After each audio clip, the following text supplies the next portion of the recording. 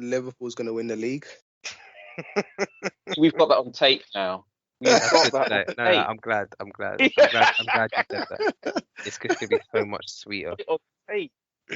But I think Liverpool scraped top 3, and goodbye from me. Arsenal to be battling with Newcastle to not be here we go. Oh, come on. I'm going to make that my ringtone now. Liverpool are winning the league. It'll come on every time Eric. Guys, I was joking. Listen. Look, AFCON is coming. Okay. AFCON is coming. AFCON is coming. AFCON is coming. Hey, they brought it forward, haven't they? And you got no wingers. All right, cut the thing. Cut the thing now. Cut it off.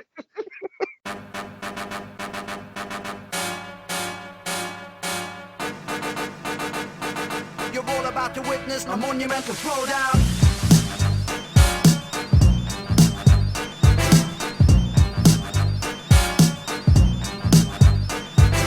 Hello and welcome to episode 59. It's FPL Bros. How's everyone doing?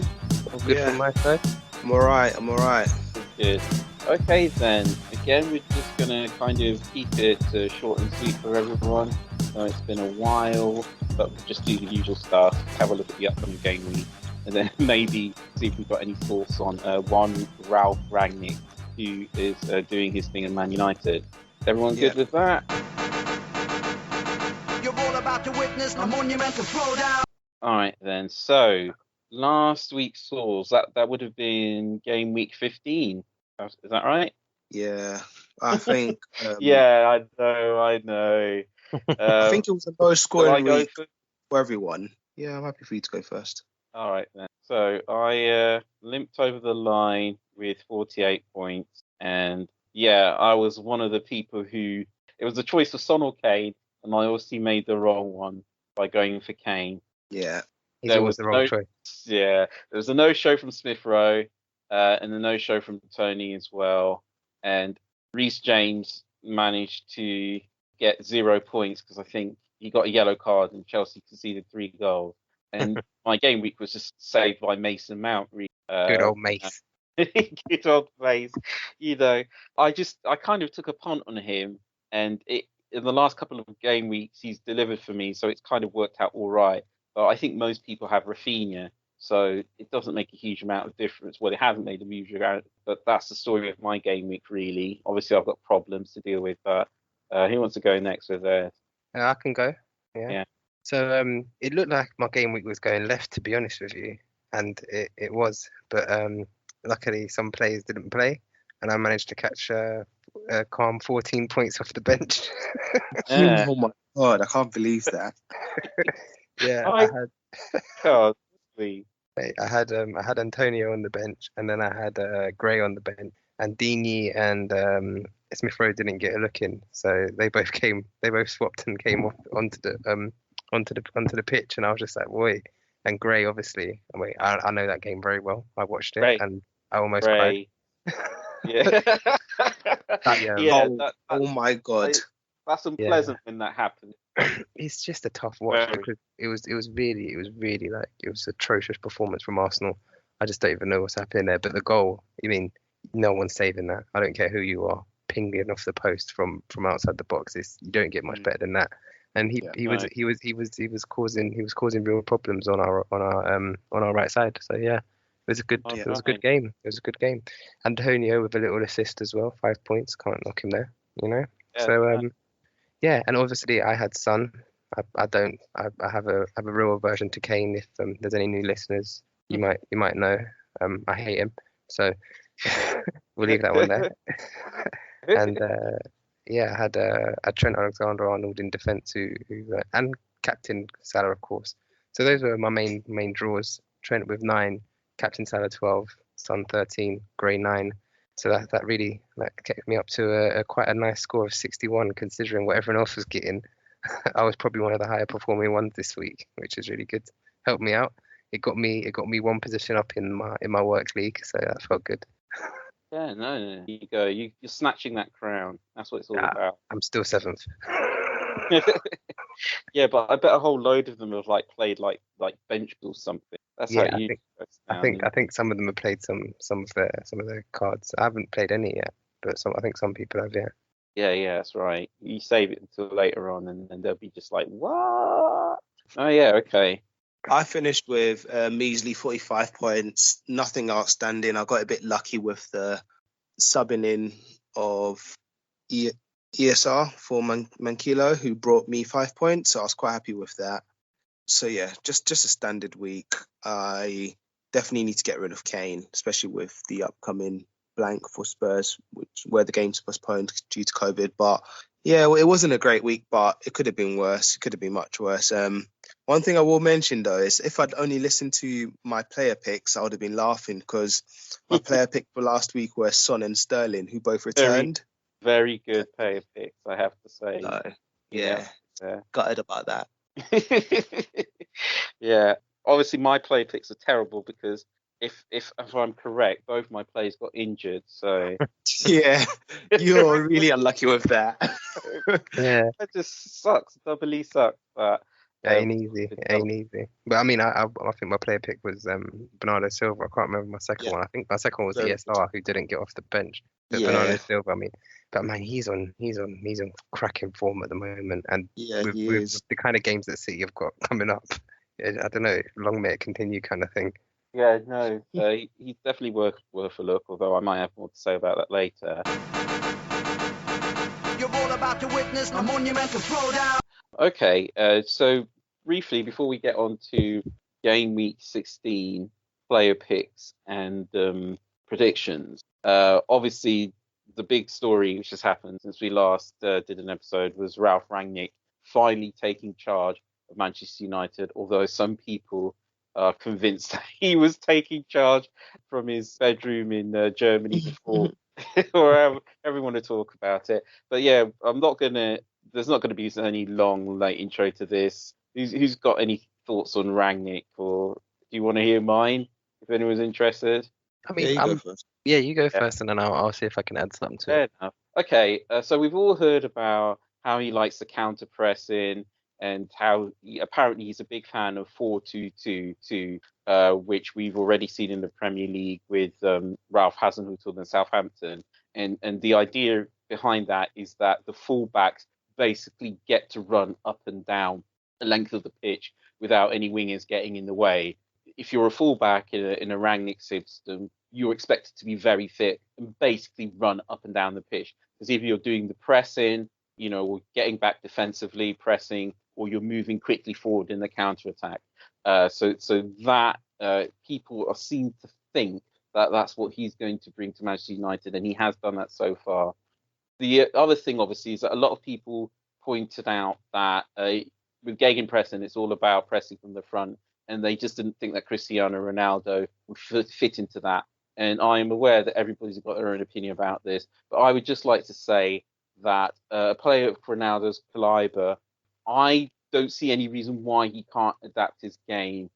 But I've only got one thing to back that up, which is when Guardiola first came to Man City, a lot of people didn't think that Aguero would be able to do the defending from the front that he demands. But it turned out he was all right at it, even though Guardiola brought in Jesus. Aguero fitted in, he was still banging in lots of goals, and he was playing in the system that Guardiola wanted. So I can't help thinking that Cristiano Ronaldo might be able to do that as well. But I appreciate there's lots of different viewpoints on that. And the last thing I wanted to say about Rangnick and Man United is that I watched most of their game against Young Boys, and I wasn't impressed. A lot of people are getting excited about Man United, and a lot of people are getting excited about bringing in their assets, aforementioned Cristiano Ronaldo, for example. I just don't think it's going to take a while for that Man United team to look impressive. And for me, I'm wait and see. I was ready to go for Man United assets, but I'm not so sure now because and I appreciate they would have made a lot of changes to the team for Young Boys as well. But Man United just don't look like they're firing. When you want assets, you want them getting plenty of assists, plenty of goals, that type of thing. And I can see Man United winning a lot of games 1-0, 2-1, drawing 1-1, and that doesn't sound like a lot of points, but that's my piece. Who wants to pick that up then? Go on, Jamie. I don't think there's much to pick apart. I agree wholly. I think Ragnick understands his position and he understands who Ronaldo is and what exactly he represents this time round. He is Manchester United as it stands. Like, if you don't put him in the team, you might as well pack your bags because Sir Alex Ferguson sanctioned this one. Do you know what I mean? Like, I don't know what more you can say. So whether he presses or he doesn't press, he's gonna get, like, he's not getting him out of the team. I think I think you're right as well. He's a grown-up man, like, and he's professional, and he's been doing this for however many years. He'll run about and chase a defender if it means that, like, it makes him look good. Do you know what I mean? He wants a Ballon d'Or. He'll chase a defender a couple of times just to say, look, I did my bit in it. And I'm not saying that he's gonna, like, be hounding them like, I don't know, Firmino or whatever, but he'll do his bit. He'll stretch his legs. Then he'll, like, look like he's getting somewhere close. Do you know what I mean? Put his hands on his hips after 70 Yeah. minutes. Look, how much more running do you want on that? Yeah, Yeah, that's like, that's your vote in the bag, I assume.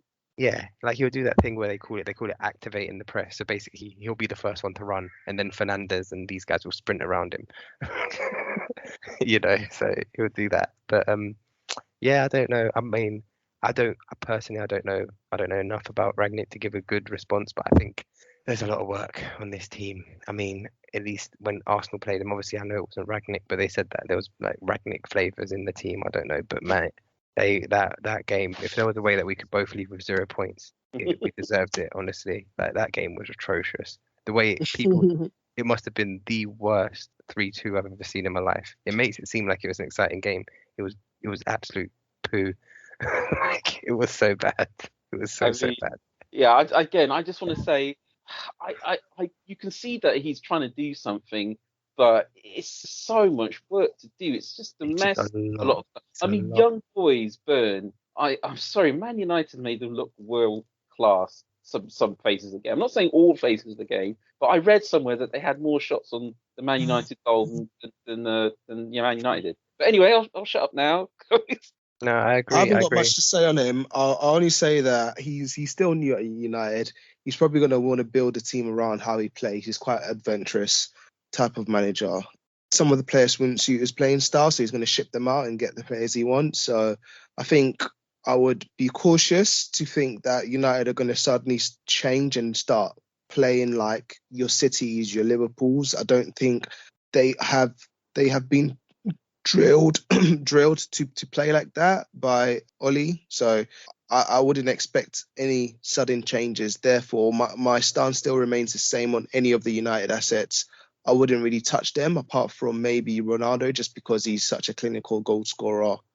Or if anyone else comes in form like Fernandez, that's someone I might think about. Anything or anyone else, I'm not interested at all. And that's my thoughts. No, fair enough. Again, I can see where people are tempted. Yeah, they got Norwich and Brentford, then they got Brighton, Newcastle, Burnley, Wolves, Villa, West Ham, which according to the FPL site, FDR is a difficult fixture. But then after that is Burnley again, Southampton to Watford, and you would expect them to get points. But the way they play, I can't see any of their team getting more than 6 points apart. Just a goal and no bonus, because it's just really watching them. It's what's the word I'm looking for? It's like very frustrating. Is that what I want to say? I mean, I think it's just quite a more simple word. It's like begins with S, ends in T, and it's 4 letters. The Jamie with the translation.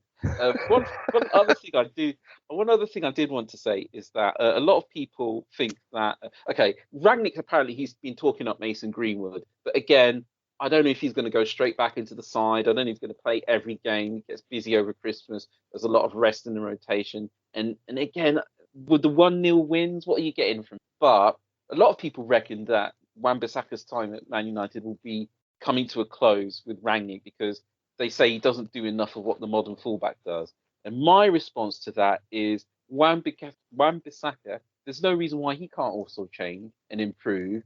Like, he's still young. People forget that, he's still like in his early 20s. He might, I mean, he's still one of the best one-on-one defenders in the league, so who knows but is that whether what he's going to people get are really better. saying? I don't like how people are writing him off already under Rangnick. I'm not having any of that. Right? You will see Wan-Bissaka will step it up. But is Wan-Bissaka is Ragnick even a long-term manager? I don't know. I thought he was finished seeing out the season. He's interim manager, yeah. Interim manager at the end of the season. But they will probably make him perm. Sorry, go on. I was saying he's interim, but they will probably make him perm. Yeah, I can see them making him permanent because the market's pretty. But for real though, they bought Wan-Bissaka just a few seasons ago for 50 mil. Like they can't just shift him off like that. But I suppose they are Man United. Having someone in defence who can actually tackle is still quite valuable. And I never thought Andy Robertson would be a Champions League winner. Yeah, players could improve. All right, so just get off Wan-Bissaka's back. That's all I'm saying. All right, let's move off United because I'm bored of them now. Anyway, they're a boring team. All right. You're all about to witness a monumental throwdown. So before we actually get into like talking about fixtures, we're now at that time where it's literally back to back to back to back to back to back to back. Mm-hmm. So game week 16 starts tomorrow, Friday, finishes on Sunday. Game week 17 starts on Tuesday, exactly, finishes on Thursday. Exactly. Game week 18 starts on Saturday, finishes on Sunday. Then we've got that week break before you've got game week 19, which is on a Sunday, finishing on a Monday, and then game week 20, which starts on the Tuesday, finishing on a Thursday. Game week 21 starting on a Saturday. So literally, you need to now start thinking about your squads and looking at players who are going to really be giving you value for money in terms of staying, in terms of getting those regular games, not injury prone. So I just want to put that out there. Anyone in particular that we should, number one, either probably avoid or definitely look at holding? Just one person that any of you two can think of off the top of your head. It's so difficult. You know, if you'd asked me this question a couple of weeks ago, I would have said Kane, because he usually plays 90 minutes. Yeah. But, like there's just that funk around him, you know, and I can't think of anyone off the top of my head. I would say, generally speaking, defenders tend to get rotated less. Yeah. Want to think about centre backs mostly don't get rotated very often. Keepers hardly really get rotated. Yeah, it's a tough one. I know at Leeds, Bielsa doesn't like to change his team much, and they're all pretty. So even though he's easing Bamford back in, I would see him play the majority of the games. I'd also see Rafinha play the majority of the games. Having said that, the next 3 or 4 for Leeds aren't all that great. No, it's a really difficult one. Oh, I'll be honest with you. I was looking at Manchester City and thinking their fixtures are not too bad, and some of the defenders are quite solid, like in terms of playing the Prem games. So if you look at Diaz or someone like that, they will start a majority of the games. True. Yeah, I mean, you've got to take them the chin. They get dropped for 1 or 2, but that's where the bench comes in. You've got to, I'd say, there's no need to have 3 playing bench players. If you really want to save money, like on a 4 million keeper or a 3.9 defender or a 4.4 forward, have one of them by all means. But I think you should, for this period in particular, you probably need 2 playing bench players. And again, they don't have to bring in those points. 2 points is better than 0 points, right? Sometimes a player just doesn't play and you can't legislate for that. So if that person doesn't play, don't sit there thinking, I wish my bench player had gotten a double figure haul, because that ain't going to happen either. Just be happy with the 2 points. That's the approach I like to take. I'm literally over the moon if somebody doesn't play and I get 2 points off the bench. That for me is serious. Yeah. At a minimum, you just don't want to see any zeros in your starting 11. Exactly. If you get past that in this difficult period, then you've done a good job, because you'll be better than the bottom 5 in the league at least, like in our league, that is. Anyway, I mean, who were you thinking in terms of players who were likely to play most of the games, if not all of them? Who, me? Well, I was saying to Derek, but I was thinking what players would be kind of the ones that would, like, for example, I think everyone's got him, but well, not I think everyone does have him, but I can't really see Salah being rested much. He loves playing the games. Yeah. And, you know, even if he plays 60 minutes, he will play that and he will probably get a goal or assist. So that's quite solid. Looking at Crystal Palace, I don't know what the injury situation is like, but I'm sure one or two of the midfield players will start most of the games because the squad doesn't have a lot of depth. So sometimes looking at some of the teams where they don't really have an option to bring subs in and thinking, okay, will this player start a number of games and is he likely to return? But I'm going to take a really good look at my team after this game week and see if there's any deadwood that I need to get rid of. Probably, yeah. I think for me, I'm not necessarily looking like, if you're looking high end, then yeah, you got Salah, things like that. But then I'm even thinking like players who are stalwarts in their team. So someone like a Gallagher in Crystal Palace, comfortable return, but he's never getting dropped. Like there's just no way Crystal Palace won't tick without him. Someone like Antonio as well. He's relatively good fitness wise, and there's no way he's getting dropped. Like those mid-table teams who are getting crazy returns in their own right, and they're quite cheap too. Yeah, it's very true. I say West Ham mid-table. That's cheeky, isn't it? That's rude. There is one person who's capable of getting a few points, and you can guarantee he's going to play most games, and that is Pukki. Now, granted, he's playing for at the bottom of the table, but he's not going to break the bank. And again, if he can come off your bench and give you 5 points as opposed to 2, like 1 in every 5 games, that's nothing to be sniffed at. It's true. Yeah. And I am thinking about him because I've got Tony thinking at my team. Yeah, mate, Tony needs to flip and kick rocks, bro. Oh, so yeah. You're all about to witness a monumental throwdown. Okay then. Shall we get into predictions then for this week? Yeah, sure. Let's have a stab at a couple of interesting games and see what we think is going to be the result. Right. Yeah, on game week starts on Friday, but on Saturday that's Brentford versus Watford. But on Saturday we've got Man City versus Wolves. So what are we thinking there? I think that should be a City win. They should be bouncing back from the loss at Leipzig. They didn't start their strongest. Well, they haven't really started their strongest squad for a while because they've had a few injuries. But I watched the highlights and they were quite unlucky in that game. So yeah, I think they'll do bits over Wolves, but I think it wouldn't be a massive win. I think it'll probably be like a 1-2-0 win kind of thing. Yeah, I'm same. I think Wolves tend to make life difficult. I mean, they're not going to win the game, but they're no pushovers either. So no, I mean you know that, Derek. I mean, when you've got Origi, Don't give me that, mate. Origi, what the hell was Jota doing? Like, you were sweating. Oh, don't. I was feeling. Well, it wasn't a miss, but yes, it was kind of a miss. Seriously, it was a miss. He kicked this straight at Kobe. Yeah, idiot. Yeah. So yeah, Jamie, what are you saying? City versus Wolves. It's a difficult one, isn't it? I know what you mean. Wolves do make it difficult. I think when Pep wants to win, he'll win, and I think the boys will feel excited to get back to Premier League where they're not getting battered. I reckon 2-0 City. Turkey. All right, the next one is Arsenal versus Southampton. Who's going to take that first? Jamie? I mean, ideally, Arsenal win comfortably 2-0. What I think will happen? Well, I don't know. I think what's both teams the story with ESR, by the way? Is he going to be back for that? No, yeah, he's going to be back. He's just been rested. He was run ragged. It was literally like they say on I've seen on FPL that there's a tight groin, but there was no news of that. It was just rested because in the Man United match he was looking haggard. So he's a young man, and we know we've got to wrap him up a little bit because he's had a history of injuries, and he's our bright shining star this season. Not that we've got many. And Aubameyang, is he going to play? I'll be if he does, I'll be upset with that. He's stinking up the joint.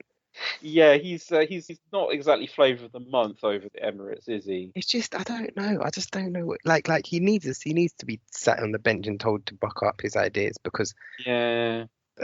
But the thing is, who do you bring on? Ideally, I'll put on the young'uns. I'll have Martinelli through the middle. I was about to say Martinelli. He's impressed me in the last couple of games as well, and we know he can, score goals. So let him, give him a run and let him spread his wings. Right. I know I've said a lot that Arsenal have laboured a lot to the games, even when they were on that run. I didn't quite feel like it was working. And my impression of them is that they play well enough to dole it out to the lower team, but when it comes against the Champions League ones, then probably not. Now, so where does Southampton fit into that? I think they're not. Southampton haven't looked impressive this. So I'm going to give it to Arsenal. Maybe a tight win. It may be a 2-1 or a 3-2 or a 1-0, something like that. But Arsenal's passages of play in a lot of the games I've seen them in have impressed me. It's just that, like, some teams with good players, they're not having any of it. So yeah, that's my verdict. It's a toughie. Like, I agree. I can't not agree. I think Arsenal should see the win. I think Arsenal should see the win off. Home crowd hopefully should help them. Yeah. But I do think they will concede. So most likely a 2-1 win to Arsenal. Chelsea versus. Ooh. Bielsa versus Tuchel. Yeah. What's going on here? Why are all the Germans coming over? or at least the running addicts, because Bielsa's not German, is he? But you know what I mean. What's going on? I don't know. It's one of those things. At a time, there were quite a few French. Anyway, I don't know. Who knows? I see Chelsea winning this, even with all their injuries. I do think they should win this. Okay, I'm happy to say Chelsea win, provided Kante is back, because I think they're really missing him. And Chilwell, also, his absence is starting to worry me a little bit as well, basically, because they've pretty much been quite bad defensively since he got injured. So if Kante isn't back, then it's anybody's guess. I seriously can't call it. Like, who saw them conceding 3 goals against West Ham? That's all I'm going to say. So a win with Kante. Without Kante, who the hell knows? Yeah. The West Ham game was a bit of an anomaly, though. That's not really a West Ham. That's true. I suppose there was some freakishness involved in that. Yeah. But I do get your point. Yeah, no, I agree. He provides a certain air of stability, and I think that's what they were lacking in West Ham. It just seemed to feel a bit end to end. But yeah. I don't know, man. I mean, I can't. Like, Chelsea are still in my books favourites. Like, I don't know why they are, but they are. I mean, City are doing well. Don't get me wrong, but they are. They're just the favourites at the moment for me. And I think West Ham was a blip. I'm sorry, Derek. You've got something to say. You feel alright? Sorry. Yeah, I'm okay. I'm okay. I'm alright. Did you chew the Scotch bonnet in your stew or something? Oh no! All right. Okay. You're all about to witness a monumental throwdown. Should we pick 2 more, guys? 2 more games, yeah. The return, the man, the 2006 FA Cup. I knew this was coming. Well, come on now. This is how it's been presented everywhere. I'm not going to be any different. Liverpool versus Aston Villa. Derek, go. All right. So first things first. What's the word? I don't want to talk bad about the legend that is Stevie G or the team he's now managing. So I will play my get out of jail free card and not take a guess on this game. Because number one, I don't want to jinx it. Number two, if I don't jinx it, I don't want to have to bad him up as well. So I'm going to sit on the fence in this one, but I will tell you some interesting bits, which I think I mentioned in our group chat the other day. Villa have been in incredible form since Gerrard took over. Incredible. And I was saying this in our FPL Bros chat. Prior to Gerrard taking over, they had won 1 game in their last, I think it was 7 or 6 fixtures. Mm-hmm. So yeah, in the last 6 fixtures or something like that, they'd only won 1 game, right?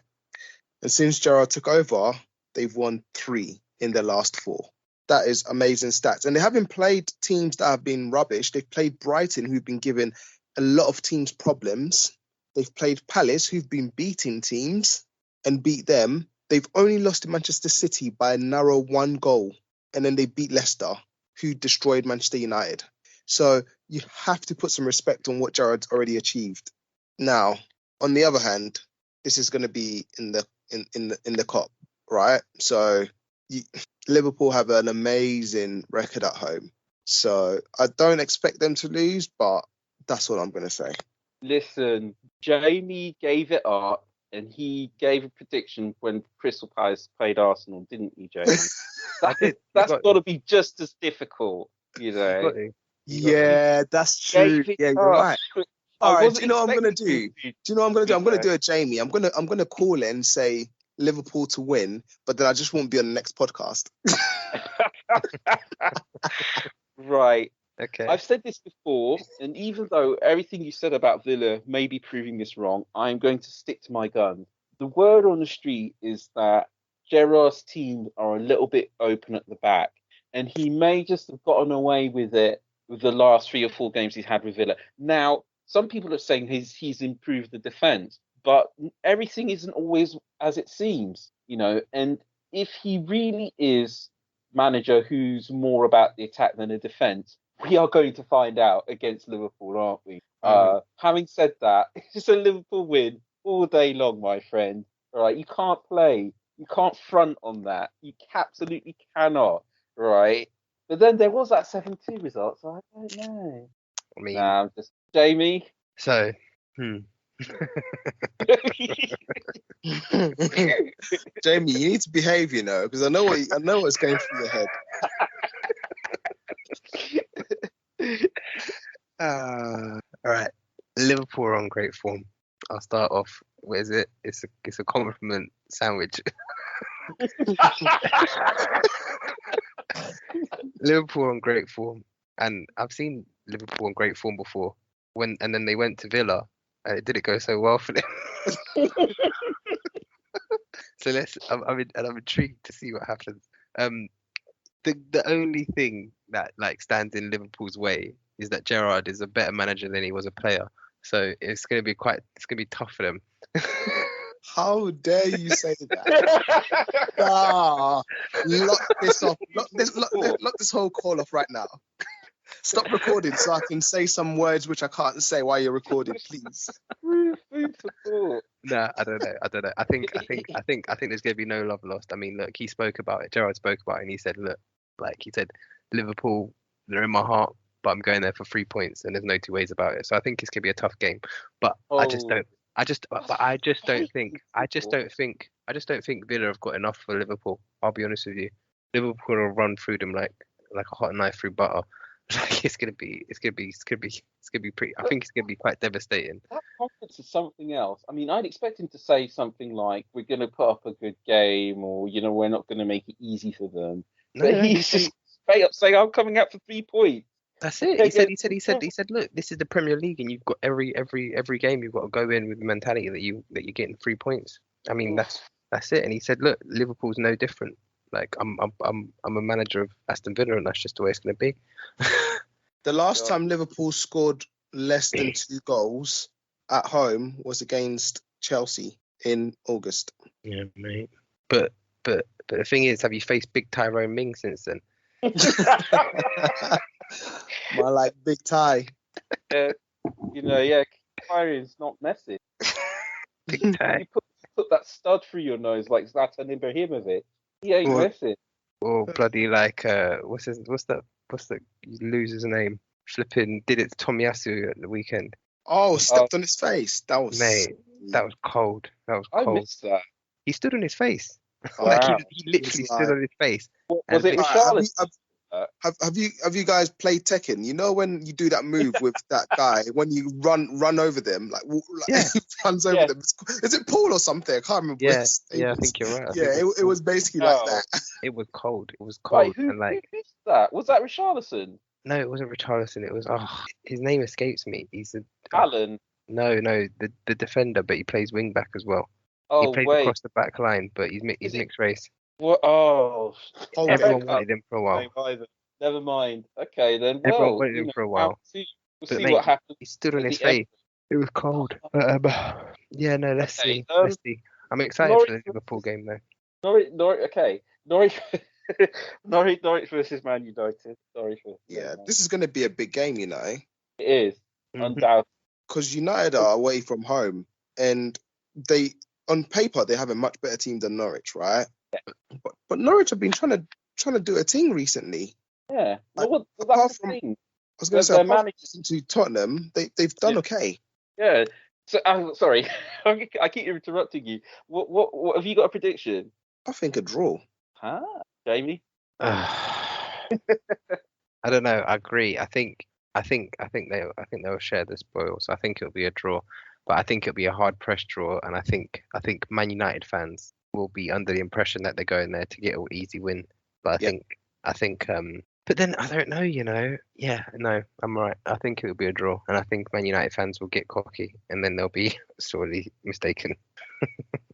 Yeah, I do worry about the Man United fans who are getting cocky because, like I said, it is painful watching Manchester United when they're trying to do this new thing, and with Rangnick, it's all about the transition to defense and the transition to attack, and like they're doing a lot of running, and there's one or two neat passes in there, but they're just not there. It's like watching an 8-month-old baby trying to walk or something. It's like it's going to happen eventually, but it's just painful while they're learning. So I don't know, to be honest with you. I'm probably going to say a draw as well because I agree with Derek. Norwich are giving it a good go. They've got some players, who occasionally can hurt teams. I'll never forget a couple of seasons ago when they completely Man City. That was a shock, wasn't it? So Yeah. no reason why something like that couldn't happen again. Mhm. Yeah, I say draw. All right, so we're all calling for a draw. That should be an interesting one. Oh, all of us have said draw. Score. Yeah. Okay then. You're all about to witness a monumental throwdown. Do you want to go over any other players? I know we mentioned ones who were less likely to get rotated over the Christmas period, but have we got any picks? Just one or two for game week 16. I'm keen on Watford. Oh wow. Against Yeah. Watford were getting slapped by City, and then when Kucho came on, it changed the game. So I'm actually interested to see if he starts again. If he does, I reckon he could give. I'm interested to see if he does start the game. I suppose to come on as a sub because he made the game really exciting, and he fed some good balls into Josh King. So that's something which I'd be interested to see how he performs. But yeah, I think one of the Watford strikers is going to probably do well, and I'm thinking it's worth looking at Josh King this week. Yeah. And then secondary to that, I quite like the looks of Vardy against Newcastle. I think he didn't start in the last game, did he? No, he didn't. Yeah, so he's nice and rested, ready to run right against Newcastle at home. I quite like the look of Vardy, but with the form Madison's on, he can't be ignored either. But Vardy's the main man in my opinion. So yeah, those are my picks. James, I agree. That's interesting. Shall I come back to you? Yeah, come back to me. You go next. All right then. Yeah, so I'm going to start with a fairly obvious one. Jared Bowen. Everybody's getting on him at the moment. If I'm not mistaken, he's had about 400,000 transfers in. He's looking good. He's been performing well. Obviously, performed well against Chelsea, and West Ham are having some good-looking fixtures at the moment. The next one being Burnley, who just don't seem to be able to defend these days. So Jared Bowen's one. Another one. It might be time to start looking at Ollie Watkins again. Yes. If Gerrard sticks with his front three, and a lot of people wondering what they're going to do with Tony. A lot of people are got to kick Kane to the curb. Our forward line is all up in the air. Some people are not keen on Vardy because he's getting on a bit, and Christmas period, who knows how much he's going to play. So you might want to look at Watkins, and I say keep an eye on him definitely. Obviously, against Liverpool, it's probably not the time to bring him in. But after that, Villa have got Norwich. Yeah. They've got Burnley. Yeah. They've got Chelsea, okay. But then after Chelsea, they've got Leeds. So some open games, some open defences, and then Brentford. Yeah, could do worse. Just bench him for Chelsea, and he's certainly on my radar. So yeah, yeah. Some nice picks. Interesting picks as well. You both went for strikers. I wonder who I'm going to pick because I need to get rid of Tony. So one of my picks is going to be best goalkeeper in England at the moment, Aaron Ramsdale.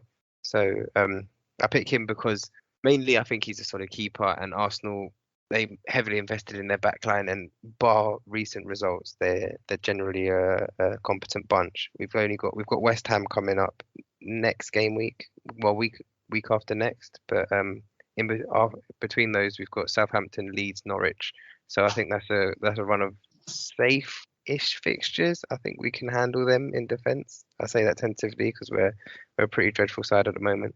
But yeah, so I'll go for Ramsdale as one of my picks, and then to throw a spanner in the works, I'm looking at forwards, and I like the sound of St. Maximin. I haven't really looked at their fixtures, but I think he's someone that is always likely to bag in a Newcastle side that isn't very hopeful. He hasn't done too terribly this season, but I feel like he's still got it in him to reach some heights. Just one thing I'll say for Saint Maxim is that I have had him, right, and he has returned a few points, but I've gotten rid of him now because his upcoming fixtures are horrible. That's why. Really? That's the only reason I took him out. Yeah. So I agree with you. Like, obviously, you're entitled to your own picks. It's just the fact that his upcoming fixtures are Leicester, Liverpool, City, United, Everton. So those are his next 5 fixtures, and I think those teams might be one for the new year. No joke. New Year, his fixtures New Year are amazing. So yeah, I do think he's one to keep on the radar. Yeah. Just real quickly, placements of Tony: King, Dennis at Watford, Callum Wilson, but as Derek pointed out, probably only for the Leicester game, and then you kind of have to bench him for the next 3 after that.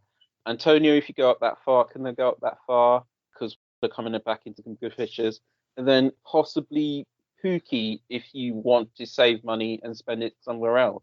So, yeah, if anybody else has got Tony, obviously 2 of us here have got him and we need to figure out what we're doing. But anyone else out there got Tony, those are a few suggestions of what you might want to do with him. Did you say Watkins already? Well, yeah, I suppose Watkins as well. He's a bit more expensive. But yeah, if you get them, if you got enough money in the bank, or what about You're all about to witness a monumental throwdown. What about Mope?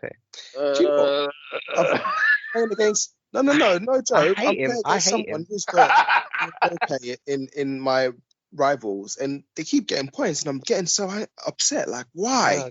Trust me, I love to hate. Like, I hate the guy, but I know he bags. He bags in the most annoying way. But I hate him so much, man. Actually, there's something I want to say about Mope, which will kind of bring me on to the thing about Mope is that I just don't think. I think it's I don't.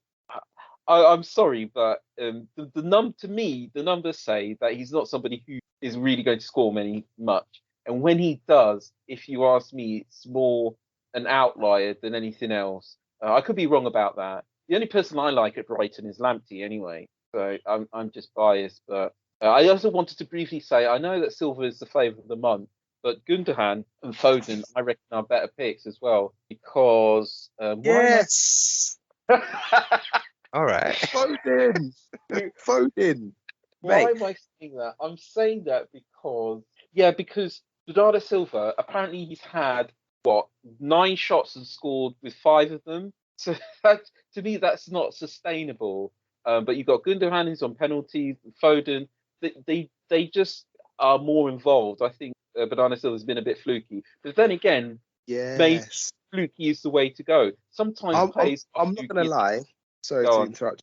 I was going to say, I'm not going to lie. Bernardo Silva is performing really well. But some of his goals have been, I've watched them, they have been like, he's just been in the right position at the right time and just slotted it in. I think there's been like 1 or 2 goals where he's actually done the run, cut in, shot, and it's gone in. I would argue all the others have been kind of quite jammy, but he's getting that because he's in the right position, right?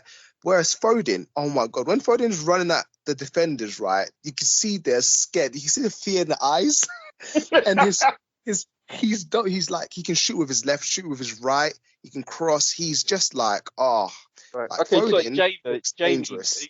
Jamie, you've got a counterpoint, haven't you? Well, I was just gonna say, like, in that same vein, we were saying the same thing last season about Gundogan.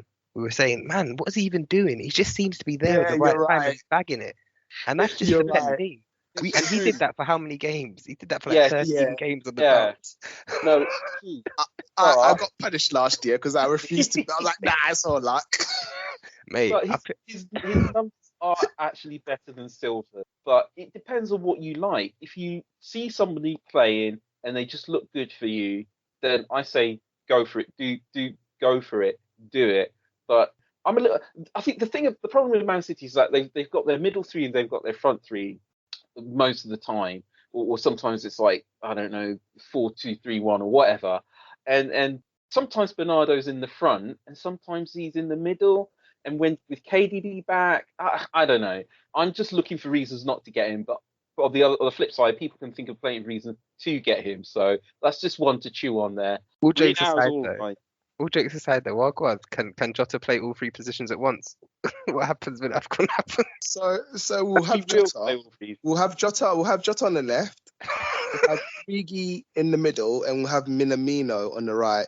And then when we need to, we'll bring Chamberlain on to sub with Minamino. And why are you laughing? I'm sorry, carry on. Is it because our Chamberlain? Nah, top talent, top talent. I hope his shins work. These times you've got Pepe. Don't you dare start. Pepe ain't Ow. getting a look in at the moment. Pepe ain't even getting a look in. We brought Nketiah we brought Nketiah on over Pepe, and Nketiah is going on in January. Nah, I reckon. That was some cold business right there. Seriously. Honestly, No, I am worried. I am worried about them going away. I'm worried about AFCON. AFCON I is am going to worried, be painful. Yeah. I hope I Ronnie finds don't Bella. think it's going to be as bad for us as it is for Liverpool, though. Seriously. No, definitely not. I mean, we've actually got other players in our team who play football. Well, I like I said, I like the look of Martinelli, and if he gets a run in the, I think he can be that player that we all thought he was going to be. But that's just me, maybe. All it means is that instead of beating Arsenal 4-1, we'll just beat them like 2-1. There you go. That's what we came out to hear. You're all about to witness a monumental throwdown. Right, I'm going to bring it to the end of the pod there. Thank you guys for coming out. I appreciate the time spent. I know we're all busy, so I'm very grateful. Just want to say really quickly, if you're listening on YouTube, hit subscribe, hit like button.